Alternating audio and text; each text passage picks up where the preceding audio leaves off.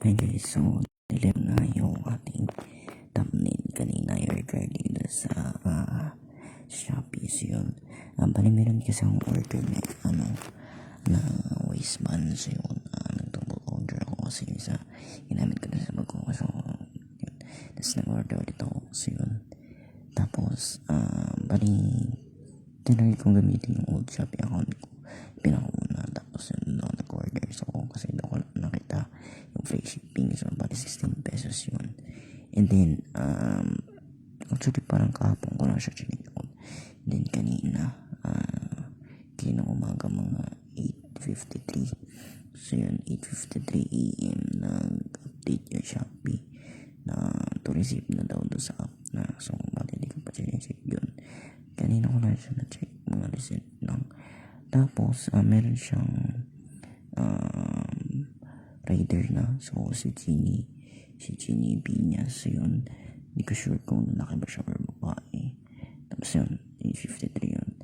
Then mga 6:33 ng gabi, so yun nag-deliver daw yung parcel even though wala natawag or wala mga pumunta dito or even dito sa akin. So wala natawag dito kahit medyo malakas na may signal. So yun, and wala talagang feedback dito sa phone or sa tapos parcel delivered yung aking item. So yun, then ginawa ko na return refund ko na lang yung parcel. So nakapagtaka bakit ganun yung rider. So ni-deliver nga even though hindi naman dumadating yung item mismo dito. So yun, so kung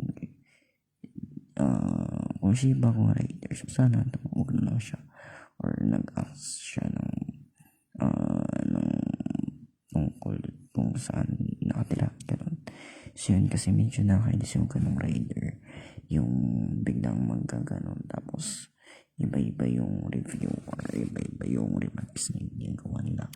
So kahit kasi may mga times din naman dyan na yung mga in-order ng mga tao is kailangan talaga nila. So kung naka-press syempre kasi ganun, babawash talaga yun. Tapos nag-reflect din naman din yun sa system. Tapos yung ratings, yun depende naman sa tao yun. Pero mas maganda kasi rate mo yung service ng rider pag ganun.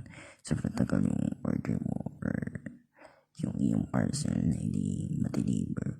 So nakakainis kasi yung ganun guys, kasi hindi talaga maganda yung ganung service na biglang mawawala yung parcel mo na makikita mo ganun biglang di-deliver tapos hindi naman talaga dumating sa iyo personally yung item. Tapos paano kung libo yung presyo nun, tapos puti na lang hindi siya nag-send ng proof.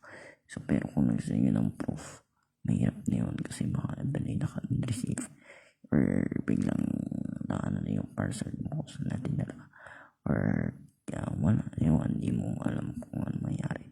So yun, siguro update ko na lang kayo if ever man na dumating na siya. So kailangan talaga yung mga ganong item. Ano lang kung kasi kung corridor mo is fresh expert, siyempre madali lang or mabilis lang dumating yun. Tapos biglang ganun, parcel delivered na daw pero hindi naman talaga siya personally dumating sa'yo. So na guys, medyo nakakasakit yung ganun nangyari, diba? Na guys, and thanks for watching.